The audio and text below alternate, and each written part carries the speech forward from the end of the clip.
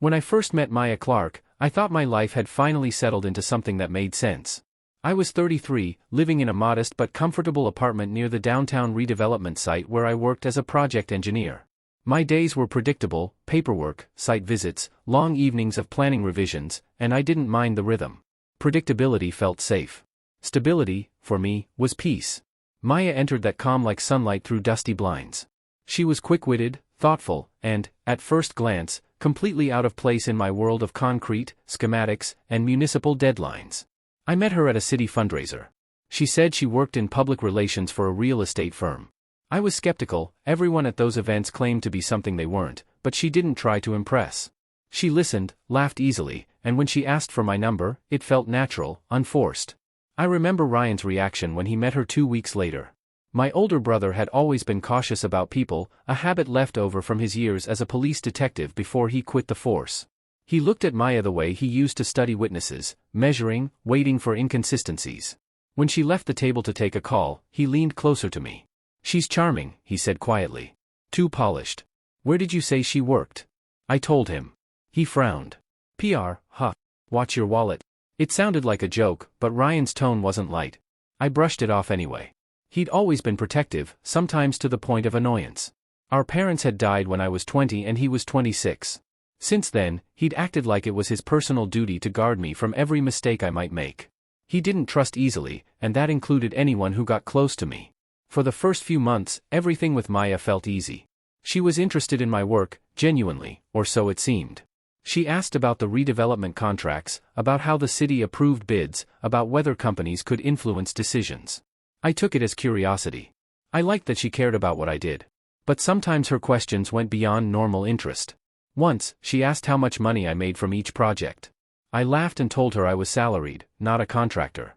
She smiled and said she was only teasing, but I caught a flicker in her expression, as if she'd been measuring my answer. Ryan kept his distance at first, then started bringing her up in small, probing ways. "You ever notice she doesn't talk about her family?" he asked once while we were driving to my place. "She said her parents live out of state," I replied.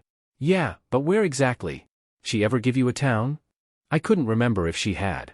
Maybe she had, and I just hadn't paid attention. Ryan shook his head. "People who want to be seen as open always throw out half details. It keeps you from asking for the rest." That irritated me. I told him he was reading too much into it, that not everyone lives under interrogation. He didn't argue further, but he gave me that same look he'd given suspects in the past, the one that meant he was filing something away for later. By the time spring came, Maya had practically moved in. She left clothes in my drawers, made dinner, rearranged my shelves, laughed at my clumsy cooking. It felt normal, comfortable. Yet, every now and then, something shifted under the surface. A phone call she declined too quickly. A night out with friends from work she never introduced. A perfume that wasn't hers lingering on her coat one morning. I asked about it once, half joking. She smiled and said, "You sound like your brother." That cut deeper than I expected. Ryan had become a quiet tension between us. She said he made her uncomfortable, that he stared too much. Ryan, in turn, said she was hiding something. I told him to stop interfering. The last real conversation we had about her happened on a rainy Thursday night. I remember because the storm had knocked out power in my building, and I'd gone to his place to charge my phone. He sat by the window, scrolling through something on his laptop. When I mentioned Maya, he closed the screen. "Ethan," he said, "you ever think about how you met her?" "At a fundraiser," I said. "Right. A city fundraiser for the same redevelopment project you're working on." She said she worked in PR for a real estate firm. "Which one?" "Keystone Partners." He nodded slowly. I checked. Keystone doesn't have a Maya Clark on record. Never did. I laughed, or tried to. "You probably searched the wrong name." I ran her face through a reverse lookup tool, he continued. "Ethan, she's been in pictures before, using other names. One of them was tied to a company that laundered money through housing contracts. It's the same project you're working on now." I told him he'd lost it. He'd been out of the force too long, seeing conspiracies everywhere. He looked tired then, maybe frustrated more than angry. "You don't have to believe me," he said.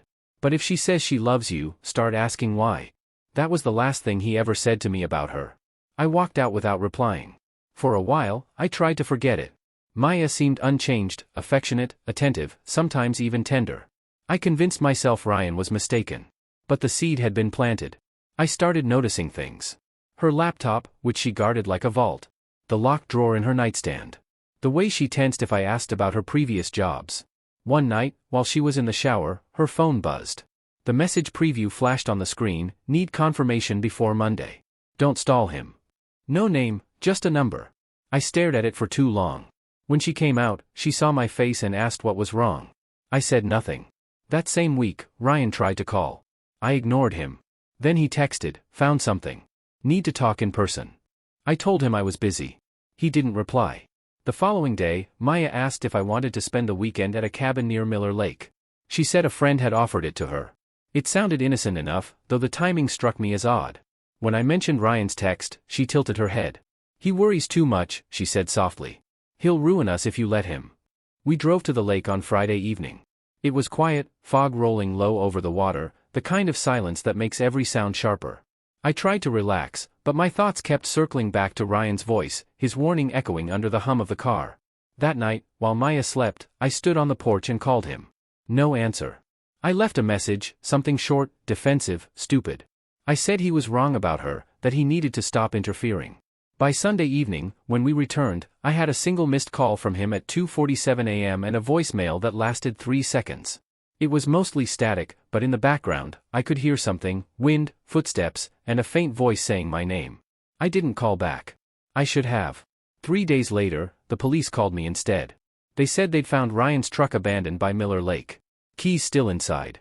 Engine cold. No signs of struggle. They asked if he'd been acting strange lately. I told them he was fine. When I hung up, Maya put her hand on my shoulder and whispered, "He'll turn up." But the way she said it, calm, untroubled, made my stomach twist.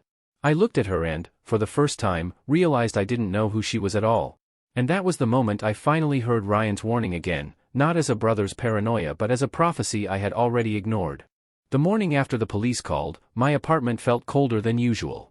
I sat at the kitchen table, staring at the phone as if it would ring again and fix everything. It didn't.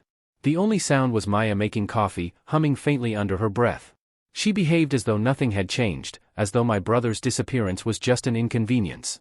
When I told her the police had found his truck at Miller Lake, her reaction was almost too composed. She said, "Maybe he went hiking and got lost." The suggestion was absurd. Ryan hated the outdoors unless there was a case attached to it. But she smiled and added, "He's probably fine, Ethan. People vanish for a while when they need space." Her calm unnerved me. Still, I nodded, pretending to believe her. I told myself she was just trying to keep me from panicking. But something about the way she said people vanish echoed in my head for the rest of the day. Over the next few days, the investigation yielded nothing. The police interviewed me twice, both times with the same detached professionalism. They hinted that maybe Ryan had debts, that maybe he'd left voluntarily. I said no, he wasn't the type. He'd been obsessive, sure, but never irresponsible. Then they mentioned that his phone had last pinged near a derelict service road by the lake, the same area Maya and I had stayed that weekend. I froze when I heard that, but didn't say anything. It felt like a coincidence I wasn't ready to question. When I came home that evening, Maya had cooked dinner, candles lit, music low. I barely touched the food. She told me I was pale and should rest. I said I needed to go through Ryan's things instead. She hesitated before replying, "Maybe don't. Sometimes digging makes things worse." I heard the words, but what struck me wasn't what she said, it was the flicker of irritation behind her voice. I went to Ryan's apartment the next day. The door was unlocked, which immediately felt wrong. Inside, everything was neatly arranged, but there was a strange emptiness to it, as if someone had tidied up in a hurry. I looked through his desk drawers and found a flash drive taped under the bottom panel. That was his way, hiding things in plain sight. I took it home and waited until Maya went out to meet a friend. When she left, I plugged it in. There were folders named Miller Lake, Clark, and one labeled Marissa C. Inside Marissa C were scanned documents, IDs, photos, and what looked like court transcripts. The woman in the pictures had Maya's eyes, her hair, her smile, but under a different name, Marissa Cole. My throat tightened. I clicked through the files, heart pounding. One of the transcripts described a fraud investigation involving a company called Northridge Development, which had been accused of funneling public funds through fake contracts. The lead witness had been Marissa Cole. She'd testified against her partners and disappeared afterward. I sat there, motionless, the cursor blinking on her name. My mind tried to connect the dots: Ryan's warning, the fundraiser where I'd met her, the project I was working on. It fit too neatly. It fit too well. When Maya returned, I pretended nothing was wrong. She kissed me, told me about her meeting, and poured herself a glass of wine. I watched her closely, wondering what her real name was, wondering if she even knew who she was pretending to be anymore. That night I barely slept. At some point, I got up and checked her purse. I told myself it was wrong, but I did it anyway.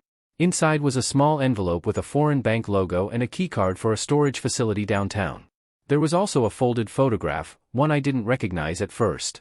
It was me and Maya, standing in front of the old City Hall fountain. The problem was the date printed on the back, 5 months before we met. My body went cold. I stared at it for what felt like hours, trying to rationalize it. Maybe it was an error, maybe she'd found an old picture and edited it. But it wasn't edited. The details were too real, my jacket, my expression, even the watch I didn't buy until months later. The next morning, I drove to Ryan's old friend, Lieutenant Harris, who still worked at the precinct. I told him everything, the files, the fake name, the photograph. He listened quietly and then said, "Ethan, do you know what you're implying?" "I'm not implying anything," I said. "I just want to know what's going on." He sighed. "Your brother used to mention her. Said he thought she was connected to a case he never closed. We thought he was just chasing ghosts." "What case?" He hesitated, then said, "Property fraud. Witness turned state's evidence, disappeared after the trial. He thought she resurfaced here under a new identity." When I got home, Maya was sitting on the couch, scrolling through her phone. She looked up and smiled. "You look tired," she said. "Were you out with your brother's detective friends again?" I froze. I hadn't told her I'd seen Harris. That evening, while she showered, I went to my office and opened my email. There was a new message from an untraceable address. The subject line read, "He was right about her." The message contained only one attachment, the same photograph I'd found in her purse, but this time cropped closer. In the background, behind us, a familiar figure stood half hidden by a tree. It was Ryan. My vision blurred. He'd been there the day that picture was taken, months before I ever knew her. When she came out of the bathroom, she noticed my face and asked if I was okay. I said I was fine. She kissed me and said, "You're scaring me lately." I smiled to reassure her. Inside, I was hollow. The next day, the police officially closed Ryan's case as voluntary disappearance. No struggle, no body, no crime. Just absence. I didn't argue. I didn't tell them what I'd found. Partly because I didn't know what was real anymore, and partly because I didn't trust them to handle it quietly. That night I went to the storage facility listed on the keycard. I told myself I'd look, and if it was innocent, I'd walk away. The place was empty except for a metal locker marked with the number 47. Inside were 2 suitcases. One was filled with cash, foreign, unmarked. The other held documents, each with different names and photos of Maya, or Marissa, in different hairstyles, ages, and cities. At the bottom was a folder labeled Walker Project. My last name. I opened it and saw blueprints of the redevelopment site, budget reports, and internal emails, all confidential, all from my office. She'd somehow copied them. When I came home, I didn't confront her. Not yet. I needed to understand why. I needed to know what Ryan had discovered, and what had gotten him killed or taken or worse. I spent the next few nights pretending to sleep while she used her laptop in the dark. Once, I saw the glow reflected in her glasses, an open chat window, a message that said, "It's almost done. He suspects nothing." That line echoed in my head for hours. On the 4th night, I received another message from the same anonymous address. No words this time, just a single photograph. Ryan, sitting on a concrete floor, hands tied, head bowed. The timestamp was 2 days old. I didn't show it to anyone. I didn't even breathe it aloud. Something in me shifted then, something cold, methodical, the same instinct I'd once mocked Ryan for. When Maya woke up the next morning, she smiled and asked if I wanted breakfast. I said yes, and she kissed me like nothing was wrong. But from that moment, I stopped being her partner. I became her observer.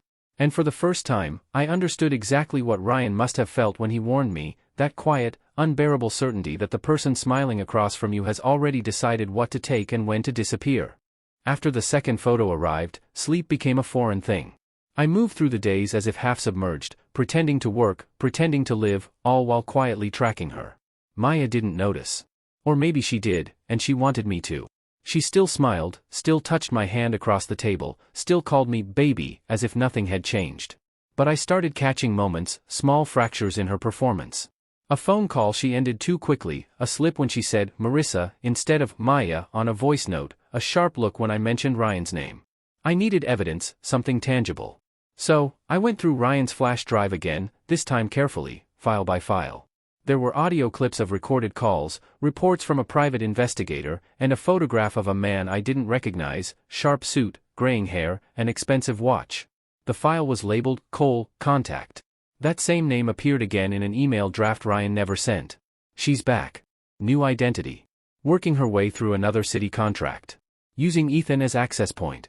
It was the kind of sentence that didn't sound real until you realized you were living inside it. I began tracing her. Literally.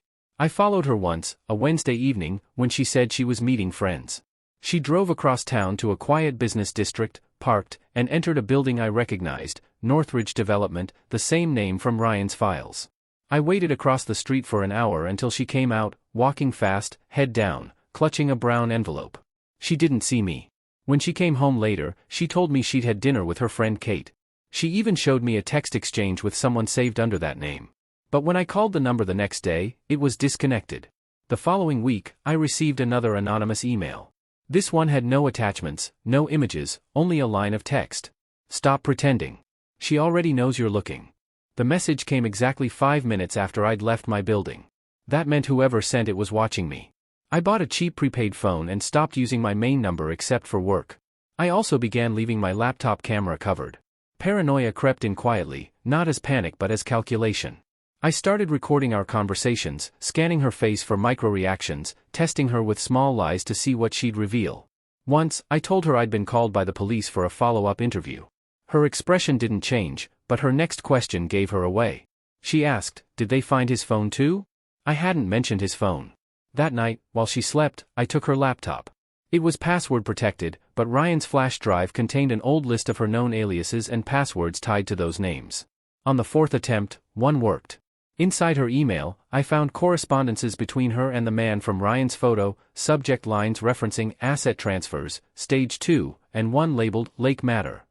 The most recent message read, the brother is no longer a problem. The younger one is still attached. He can be managed. It was dated 3 days before Ryan vanished. My stomach tightened as I scrolled further. Attached to the same email was a document with my name and professional record, salary, project access codes, even my mother's maiden name. Everything about me catalogued and dissected. For the first time, I understood that Ryan's disappearance wasn't random. It was the cost of trying to protect me. I copied every file onto a new flash drive, deleted the access logs, and hid the drive in my office safe at work. Then I printed one of the emails and carried it folded in my wallet. I needed to feel its weight, proof that I wasn't losing my mind. Maya noticed the change. She began asking where I was going, who I was seeing. She checked my phone while pretending to stretch across the bed. She'd start conversations that felt rehearsed, as if testing whether I still believed her. I played along. One evening, she cooked dinner and poured 2 glasses of wine. I watched her pour mine first, her eyes flicking to the rim. I waited until she wasn't looking, switched the glasses, and took a sip from hers. She froze, just for a moment. Then she smiled again. Nothing happened that night. No dizziness, no sickness. But the fact that she'd hesitated was enough. The next morning, I went to Lieutenant Harris again and handed him the printed email. He read it in silence, jaw tightening. Where did you get this? Ryan had it, I said. He must have been working this before he vanished. He tapped the paper. If this is real, it's bigger than either of us. You understand that, right? I don't care how big it is. I just want my brother. He promised to look into it, but by the time I got home that night, the copy of the email was gone from my wallet. The only person who could have taken it was the same one who smiled and asked me if I'd lost weight. The walls were closing in, and I couldn't tell if the danger was her, or the people behind her. That night, I confronted her, indirectly. I said I'd been thinking of taking a short trip, maybe to clear my head. Her expression softened instantly. That's a good idea, she said. Maybe I'll come with you. No, I replied. I need to do this alone. She studied me for a long time, eyes steady, smile fading just slightly. You're not planning to leave me, she said finally. No. The lie came out smoother than I expected. When she went to bed, I opened my email again. A new message was waiting from the same untraceable address. This time there were coordinates, a location outside the city, near an abandoned warehouse complex by the industrial docks. Attached was a single sentence. He's still there. The timestamp was current. I sat frozen for almost an hour. Logic said it was a trap. But instinct, and guilt, said I had to go. I drove out after midnight, headlights off near the end of the road. The air smelled of rust and seawater. The warehouse was half collapsed, windows broken, graffiti covering every wall. Inside, it was dark except for a small light flickering at the far end. I walked toward it, heart hammering. There was a chair, a chain, and a camera mounted on a tripod. The chair was empty, but the chain was still locked. On the table beside it lay a photograph, recent, printed from a phone.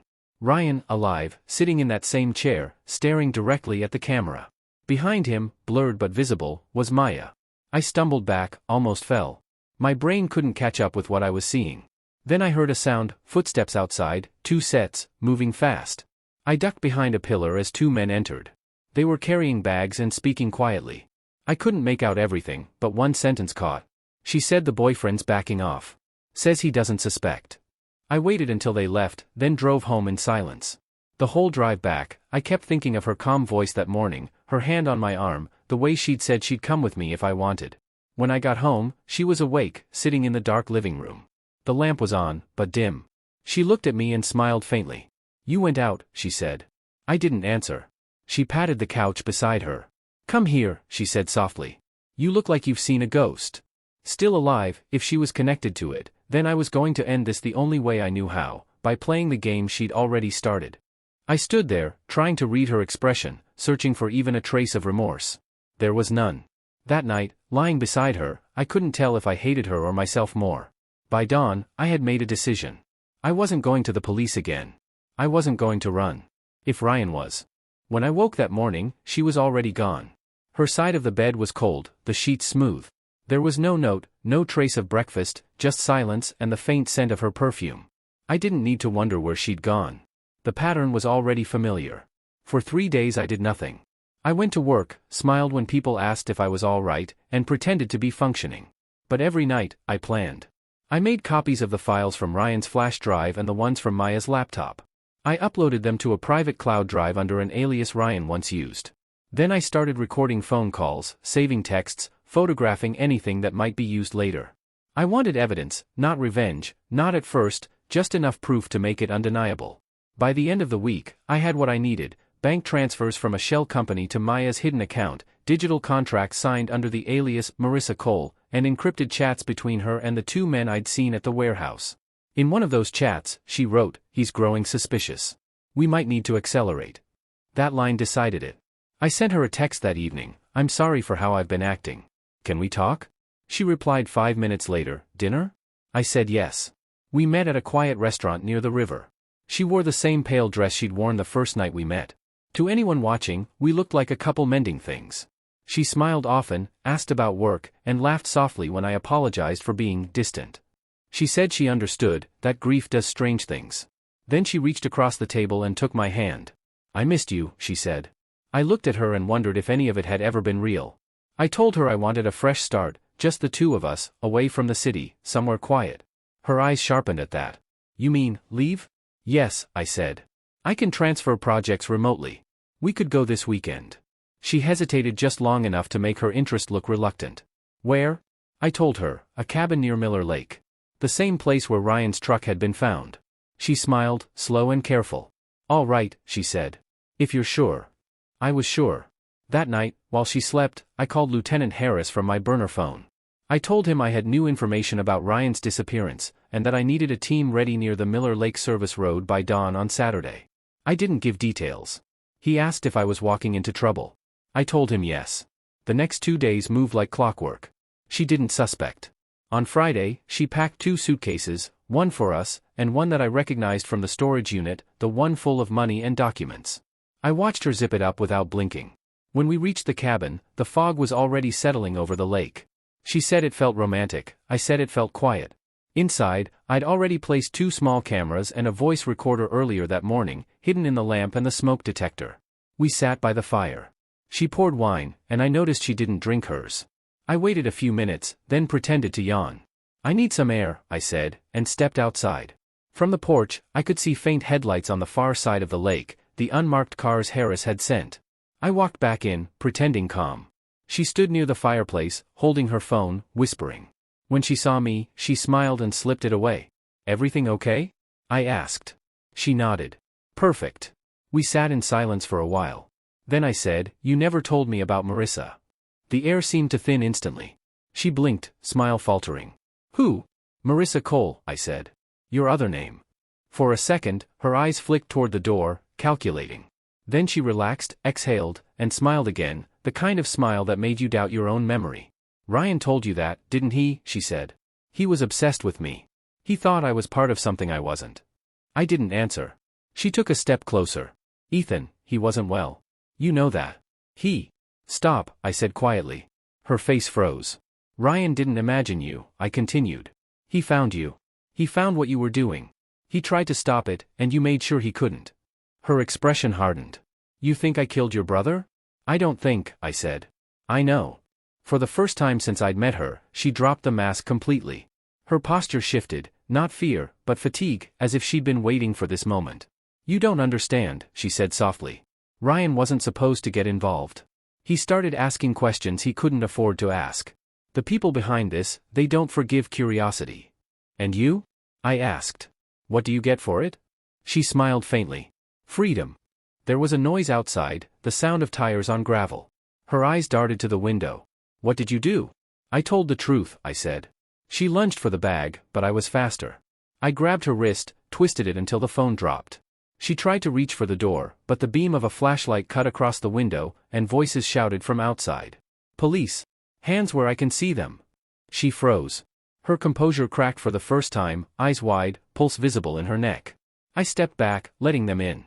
Harris led the entry, his expression grim. It was over in minutes. They cuffed her, read her rights, bagged the suitcase.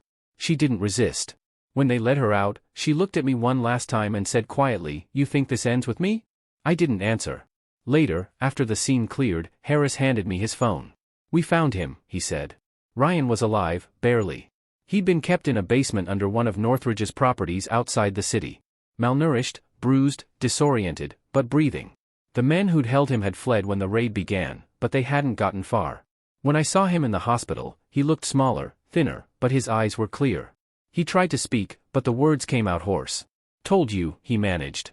I stayed with him that night, sitting by the bed until dawn. When he finally slept, I walked outside, past the reporters, past the flashing lights, and stood under the cold sky. Weeks passed before the noise settled. The case made headlines: corporate fraud, kidnapping, identity theft. Maya, or Marissa, was charged with multiple counts. The others were caught soon after.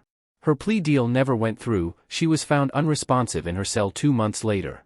The official report called it suicide. Harris said she'd left no note. I believed him. Ryan recovered slowly. Physically, he healed. Mentally, something in him remained elsewhere, quieter. We didn't talk much about what happened. We didn't need to. One afternoon, while sorting through his recovered belongings, I found a small notebook. Inside, on the first page, in his sharp handwriting, was a single line. Trust should be earned, not inherited. I closed the notebook and placed it on my desk. Some nights, I still drive past Miller Lake. The water is calm now, reflecting the lights from the hills. People fish there again. They have no idea what once happened on that shore. Sometimes I imagine another life, one where I listened sooner, where I called him back, where the photo was just a coincidence. But that life doesn't exist. The truth did what it always does, it stripped away everything that wasn't real. And what remained was enough.